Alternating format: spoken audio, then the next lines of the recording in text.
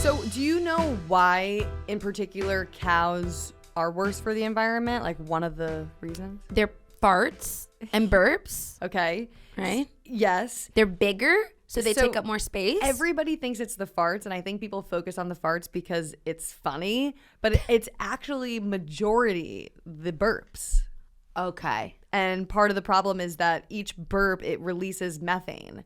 So methane is a planet warming gas that's 28 times more powerful than carbon dioxide over 100 years. That is crazy. Yeah. Cows got that stanky breath. They're like, "Ah!"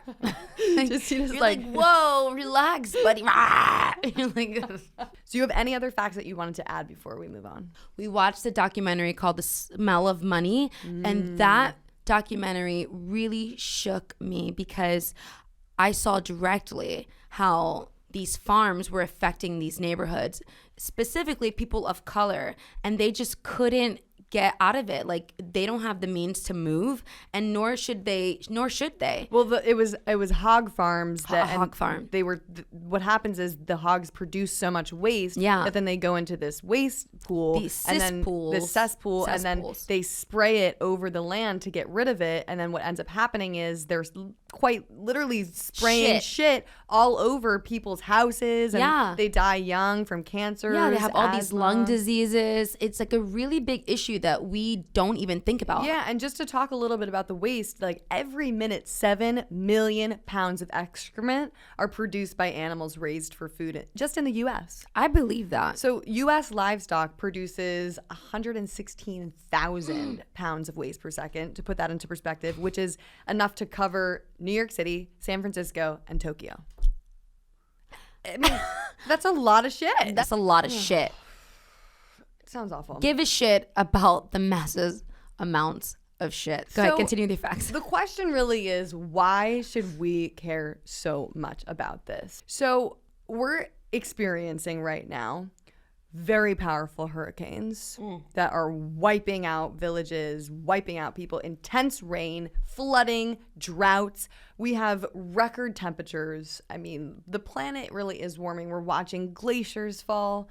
And I know. the signs of this climate catastrophe are very apparent, and these are things that we're already experiencing. So you can only imagine, in 20 years from now when our kids are around, and then when they have kids. Yeah. And unfortunately, it's sad that the future generations are going to be the ones experiencing some of the worst of climate change, and they're not the ones who caused it. I think a lot of people don't realize how their food choices every day are fueling the climate crisis. Right. And that's why we really wanted to talk about this today, because it's really hard when you're starting to see labels on dairy products and beef products that are promoting sustainability when there's really nothing sustainable about it. That's crazy. When you compare those options with a plant-based option, the plant-based option wins in every single category. So, when we look at the massive amounts of grain and water fed to farmed animals, then we kill them, we process them, we store their body parts. It's a lot of energy. And then we're going to these COP28 events, and the topic of plant-based is not really discussed, or it's harder to even bring it up. It's like, how could you go to an environmental protest and not talk about animal agriculture as being one of the leading problems when it comes to climate catastrophe? And so when we look at food systems and the effects on the world, we are looking at land use. Yeah. We are looking at fresh water, biodiversity, deforestation. So I'm going to just mention a few things that if you guys are talking to a meat eater and you want to bring up facts about the environment, these are some key things to note and to know. Okay. Note. Take out your Pen and papers. or your iPhone Okay. and get on your notes. Okay. So food systems use half of the world's total habitable land. Why? Okay, this is going to sound really messed up, but those animals are in like factories. Why do they have to use habitable land? The food that we have to grow to feed the 80 billion plus animals is massive. So we are clearing forests to feed animals. to then Yeah. eat. It's extremely inefficient because not only are we doing that, but then these animals are eating this massive amount of food, and then the amount of calories that they produce are a lot less. They're horrible calorie converters. Ugh. So I'll actually give you the numbers right here if you want to know.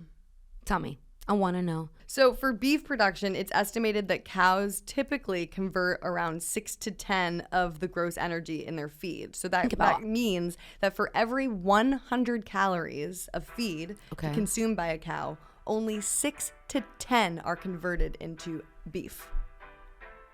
So think about how much food they're eating. Too much math.